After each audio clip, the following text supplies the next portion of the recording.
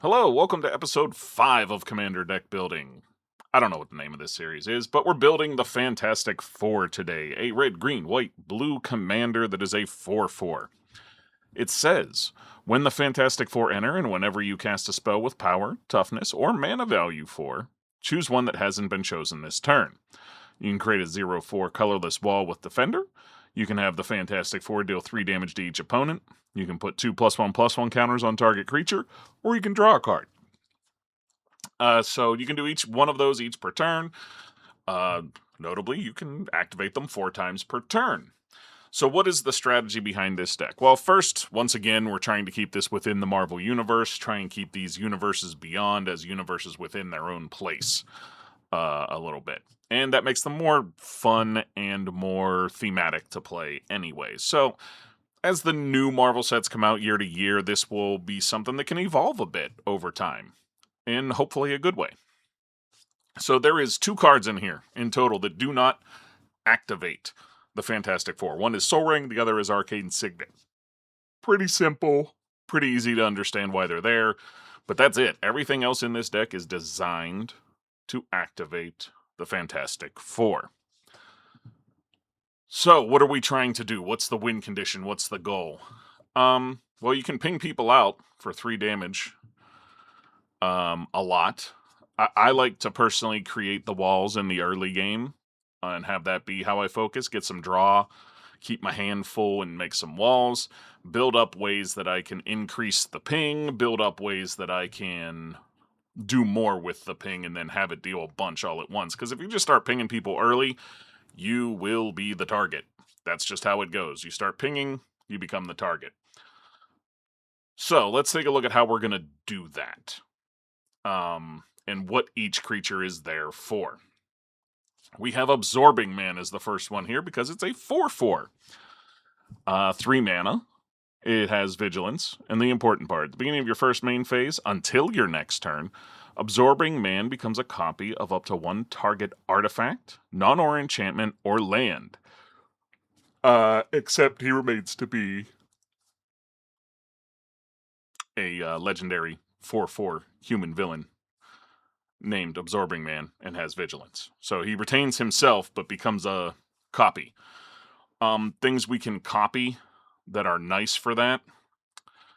A good example, Franklin's Finality. Uh, Trigger, double trigger. That's a good one. The Clone Saga, also very good to potentially copy. Whirlwind of Thought is good with great power, is an aura, so it can't.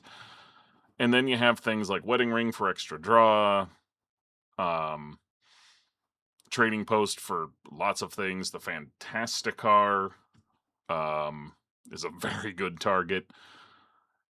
King Solomon's Frogs is not bad, but not really needed. Kimoyo Beads is a really good target as well. Again, it has draw, it has life gain, it has create some defenders. Heart-Shaped Herb, you can prevent 2 damage then if you copy it, so that's pretty good. I think you kind of get the idea. There's a lot of things we can copy with it that are very good, and hey, maybe we need mana, and we copy a land. Absorbing Man Titania. 5 mana, 4/5. Notably, it's got a 4 there. Just double all damage that creature sources you control would deal. The Fantastic Four deals that 3 damage as a creature source. This is one of those damage doubling things, so that we can damage for 6 instead of 3 to each opponent. And you'll notice a bit of a theme on that, trying to ramp that up into one big burst that we get to take people down with. Astonishing Spider-Man is a 4 mana 4/4, so just totally activates it with Reach. And whenever he attacks, you may discard your hand. If you do, draw a card for each card you've discarded this turn. This is just a nice hand reset if you don't have what you're looking for. That's it. It's just here to cycle your deck a bit and find you. Maybe you need lands. Maybe you need card draw. Maybe you wouldn't need after this, but you get the idea. It'll find you something that you need. Perhaps even Chameleon, Master of Disguise, that will copy the Fantastic Four as a 4 mana card, and not be not fall victim to the legendary rule, because his name remains Chameleon, Master of Disguise. So Good example there, and why we're going to try to copy the Fantastic Four with a few cards is because if we manage to, and say we have Absorbing Mana Titania out, that's 2 pings of 6 to the table for 1 spell cast. So on and so forth. I think you get the idea on that. Then we have Hawkeye, Avenging Archer, a 4-mana 3/4. With Reach, whenever a creature an opponent controls dies, if Hawkeye dealt damage to it this turn, draw a card. Pretty simple. And he can tap and deal 1 damage to any target. Pretty simple. Very good blocker, so you keep him up to block small creatures, is the way I prefer, or you can maybe, like, just before combat, you need a draw. You can take out a Mana Dork or a token that somebody has. But it's more draw, it's getting you more cycling through your deck, it's a very good thing. Then we have Herbie Scout Unit. When this creature enters, draw a card, then if you put a land card from your hand on the battlefield tapped. A little bit of ramp.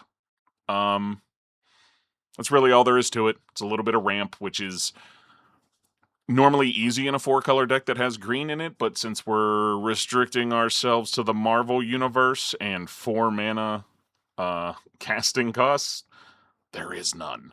So, this is our version of ramp.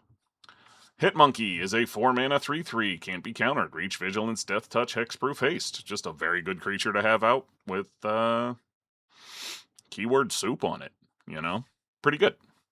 Hulkling Young Avenger. This is a much more synergistic card. A 4-mana 4/4 with Flying. Whenever you cast a non-creature spell, Hulkling becomes a copy of up to 1 other target creature until end of turn, except his name is Hulkling Young Avenger. So this is another way to copy the Fantastic Four. So you cast the Hulkling, make yourself a wall. The next spell you cast, now you have 6 damage to ping out. You get the idea. The Human Torch, a 4-mana 3/2. Sadly, not a lot of the Fantastic Four creatures outside of Reed really had a lot of possibility to enter this deck. This is one of them that is not a Reed Richards. That says, at the beginning of combat on your turn, if you've cast a non-creature spell this turn, Human Torch gains Flying, Double Strike, and Haste. And then whenever Human Torch attacks, you can pay the 4 colors. If you do, whenever he deals combat damage to an opponent this turn, he deals that much damage to each other opponent. Very nice splashy damage kind of thing, especially if you've managed to get a few +1/+1 counters on him from the Fantastic Four. Very, very good. Iceman and Firestar, another 4-mana 3/3 with Flying. Whenever you cast a blue spell, tap up to 1 target creature. Whenever you cast a red spell, discard a card. If you do, draw a card. This almost shouldn't be an uncommon. This is so good. This should be a rare. Not quite a mythic, but it should be a rare. This is obvious inclusion. The utility there is fantastic. Next, we have a card that has skyrocketed in price because it's terrorizing some smaller deck formats, called Impossible Man, a 3-mana 1/4. So it fits in the deck to trigger the Fantastic Four. With Flying, you can pay 3. Impossible Man becomes a copy of another target permanent until end of turn. Except its name is Impossible Man. Same reason. Copying the Fantastic Four, more pings. Then we have a 5-mana 4/4 Iron Man, Titan of Innovation. This is the Secret Lair version of Iron Man, which I've had a deck for about a year until I turned it into the new Iron Man. Flying Haste. Whenever Iron Man attacks, create a treasure token. Sweet. Then, you may sacrifice a non-creature artifact. If you do, search your library for an artifact card with mana value equal to 1+ that artifact's mana value. So if you sacrifice the treasure token, you go and get Soul Ring. You sacrifice Soul Ring, you can go and get Arcane Signet, so on and so forth. There's not going to be a whole lot of that in this. This is mostly a nice attacker with Flying and Haste, and a way to just get your Soul Ring on the board. Very cheap and easily, and it creates treasures. But you'll see most of our artifacts here are going to be 4 mana. We do have a 3-mana Fantastic card, but we're probably not going to give that up to go get something. We might give up our Arcane Signet to go get the Fantastic card, though. Then we have Jarvis, Earth's Mightiest Butler. A 3-mana 1/4. Whenever you cast a hero spell, draw a card. Hey, more draw. Loki's Double. A 4-mana copying spell that removes the legendary rule, gets us another Fantastic Four. Luke Cage, Hero for Hire, 4 mana, 4/4. With Trample, makes a treasure token at the beginning of combat on your turn. Doesn't have to attack, just gets a treasure token for being there. More mana is good. Then we have the the Commander deck, Mr. Fantastic, a 3 mana, 2/4, with Vigilance and Reach. If you've cast a non-creature spell this turn at the beginning of combat, you'll draw a card. And for 4 mana, you can copy target triggered ability you control twice. So, say your hand's a little thin, but you want more modes off of your Fantastic Four commander, you can pay 4 and pay 4 to cast a spell, and then you will get 3 of those modes instead of 2 for the 8 mana that you have. Pretty good. Mr. Fantastic, whenever one or more tokens you control enter, draw a card. So we have treasure creation in this deck, we have copy creation, things like that. So it will activate. He's also a reach blocker, which is nice. Then we have Peter Parker. Notably, that doesn't trigger it, but the Amazing Spider-Man is a 4 mana, 4/4, and that does trigger it if you cast that side. It has Vigilance and Reach, and each legendary spell that you cast that's 1 or more colors has Web Slinging for Bant. This is a way to get around, say, like turn 7. You're just on mana curve, and you have the Amazing Spider-Man out. Well, now you can activate by casting another legendary spell, one of your many creatures that costs 4, for 3 mana. So it gets you a little bit of an early activation for the Fantastic Four to get to a turn if you're not quite at 8 mana yet. Because most of these are 4 mana casts. Then we have the Power Pack, a 5 mana 4/4 with Flying, Vigilance, Trample, and Haste. Whenever it deals combat damage to a player, you're going to exile the target instant or sorcery card from your graveyard at random. At the beginning of your next upkeep, you can cast it without paying its mana cost. Again, this is just another way to cast more things that trigger the Fantastic Four. Very good. Quicksilver Speedster, very good attacker. Allows you to cast things as though they had flash. Which is pretty nice if you want to, as long as it's tapped, you could maybe create a wall defender that people weren't expecting you to have. Have somebody waste their combat on that. Then we have Reed Richards' Smartest Man, a reach that says you have no maximum hand size. Very important, because he's a 2/4, he does trigger. But very important because we're going to be drawing a lot of cards in this. We want to find the really good stuff so we can copy them and we can make things go boom. And the first time you would draw a card, except the first card you draw during each of your draw steps, you draw 4 instead. So good. Then we have Silk, Webweaver, 4 mana, 3/5 with Web Slinging for 3. Whenever you cast a creature spell, create a green and white human citizen creature token. And for 5 mana, you can give creatures you control +2/+2 and Vigilance until end of turn. Pretty cool. Silver Surfer, Galactus' Herald, a 5 mana, 4/5, which is included for flavor. Because Galactus is not in the deck, so we're going to skip that part. And then whenever Silver Surfer deals combat damage to a player until the end of your next turn, target creature attacks that player each combat if able. So if you manage to get your flying 4/5 in on somebody, you can say, hey, that scary Voltron commander somebody has to attack them, not me next turn. Pretty good. Solemn Simulacrum, it's in pretty much every deck. It's there for good reasons. It's another form of ramp since we have a 4 mana value cost on it. Spider-Man 2099 Miguel O'Hara, lesser known card because it was only in the welcome decks. It is a 5 mana 4/4. Whenever it enters, return up to 1 target creature to its owner's hand. And whenever 1 or more creatures you control deal combat damage to a player, draw a card. So you can use this on an opponent that has a problematic creature out. Or you can use it on a creature of your own if you want to get another trigger off of the Fantastic Four. Return your own 4 mana creature, cast it again. That kind of thing. And then the obvious draw on the second ability there. Then we have Storm, Force of Nature, the Secret Lair Storm. Flying, Vigilance, whenever Storm deals combat damage to a player, the next instant or sorcery spell you cast this turn has Storm. Giving spells that shouldn't have Storm. Very good. Then we have the Vision. a flying vigilance 2/5 for 4 mana. Whenever we cast a non-creature spell, choose one that hasn't been chosen this turn. You can give Vision Double Strike, you can give Vision Indestructible, or you can draw a card. Pretty cool. Then we have the Vision in Scarlet Witch, one of the best cards to be released out of Marvel. 4 mana 3/3 with flying, and whenever you cast a spell, add red and put a +1/+1 counter on Vision in Scarlet Witch. Yeah, that's a really, really good card for obvious reasons.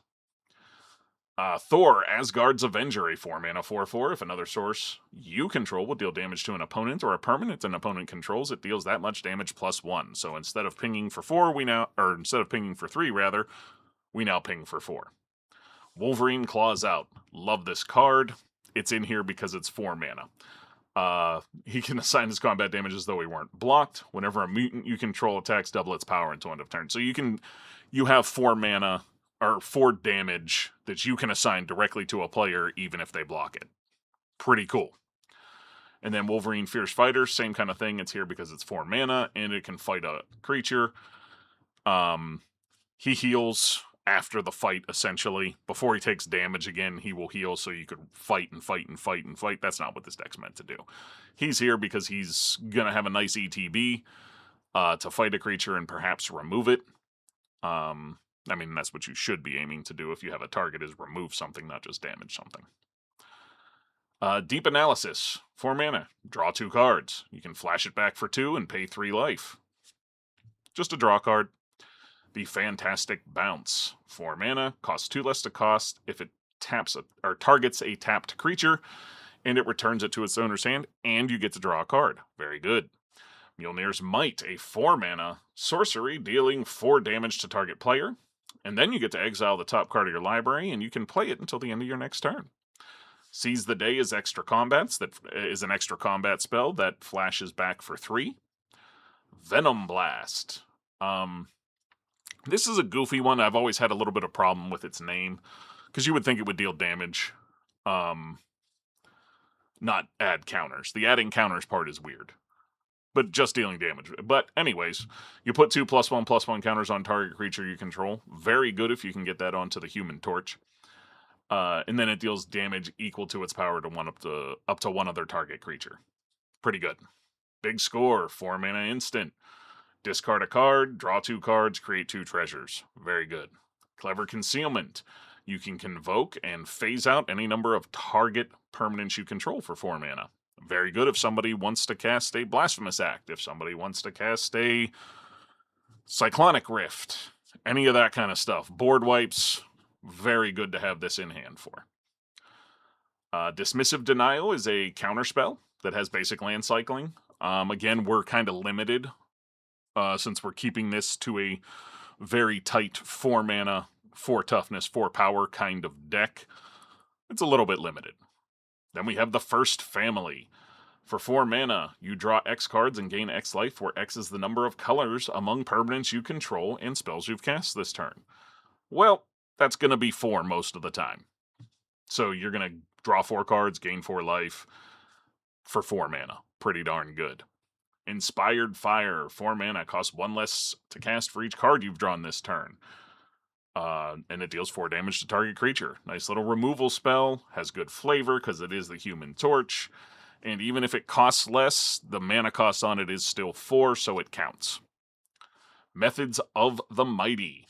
Choose 1 or more to destroy an artifact, destroy a target tapped creature, or put a +1/+1 counter on each creature you control. Pretty good. Pretty good removal and boost spell. Timeline Inquiry with 4 mana, Teamwork 2. Draw 3 cards, then discard a card unless you used Teamwork. Great. Card draw is what we want to see. Arcane Signet, we all know.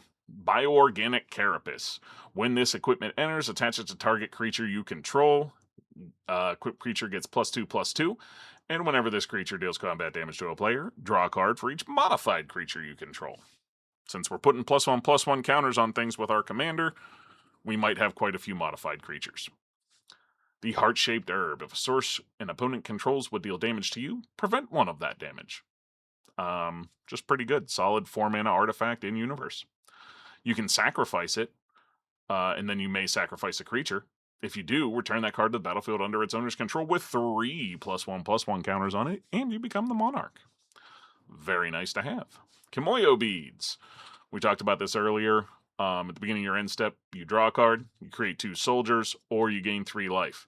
If you do the bottom one, you exile that card, you exile the artifact, and return it to the battlefield under its owner's control. So, you can use it one turn to draw a card, the next turn to create 2 1/1 white soldiers, and the next turn you gain 3, blink it back onto the field, and start the process again. King Solomon's Frogs. It has flash, and when it enters, if you cast it for each opponent, exile up to 1 target permanent that player controls with mana value 3 or greater. For each permanent exiled this way, its controller draws a card.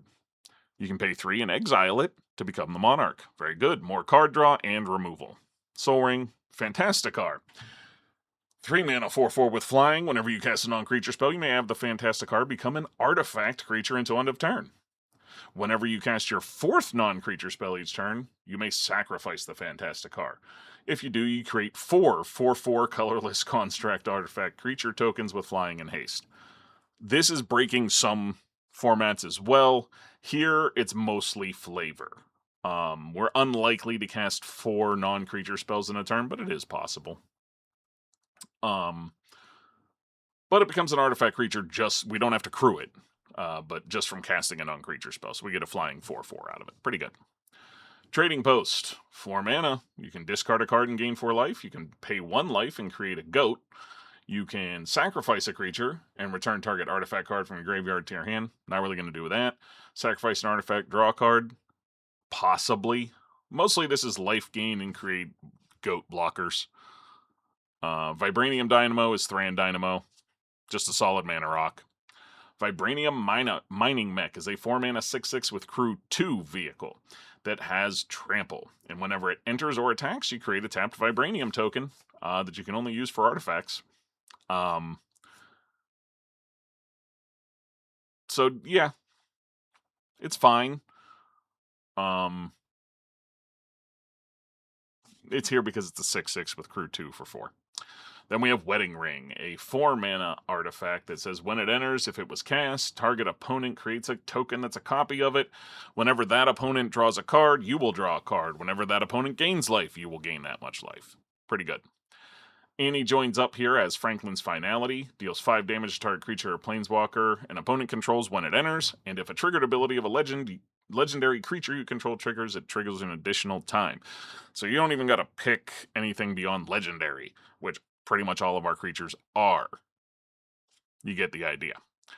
Kang Dynasty. For each opponent, tap up to 1 target creature they control. Goad those creatures until your next turn. Whenever any of them deal combat damage to a player, draw a card. And then that's 1 and 2 on the saga. The 3rd on the saga is target creature you control gains +1/+1 until end of turn for each card in your hand and can't be blocked this turn. Path of Discovery. Whenever a creature you control enters, it explores. Very good. Reconnaissance Mission. 4 mana. Whenever a creature you control deals combat damage to a player, draw a card. Again, more card draw. Very good. Clone Saga. Enters, surveil 3. When you next cast a creature spell this turn, copy it, except the copy isn't legendary. Beautiful if you can cast something that's also copying the Fantastic Four. Or just recast your commander. And then the 3rd one is choose a card name. Whenever the creature with the chosen name deals combat damage to a player this turn, draw a card. Pretty simple. Whirlwind of Thought. Whenever you cast a non-creature spell, draw a card. And With Great Power. Enchant creature you control. Enchanted creature gets +2/+2 for each aura and equipment attached to it. That's not going to do a lot in this deck. But all damage that would be dealt to you is dealt to enchanted creature instead. Well, that has multiple interesting things you can do.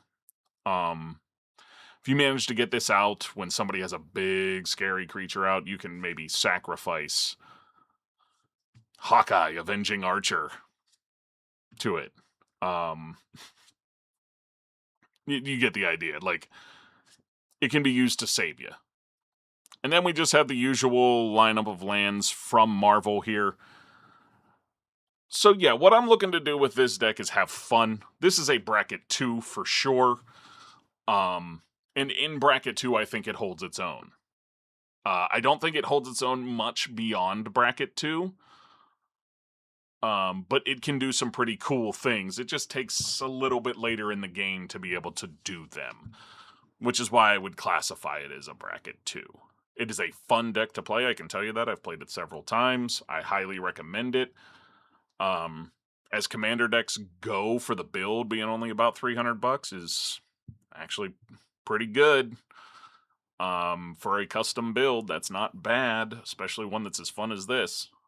So, and again, some of these cards will come down in price over time. Like the commander itself being $24. I don't see that lasting forever. Once Jumpstart becomes more available.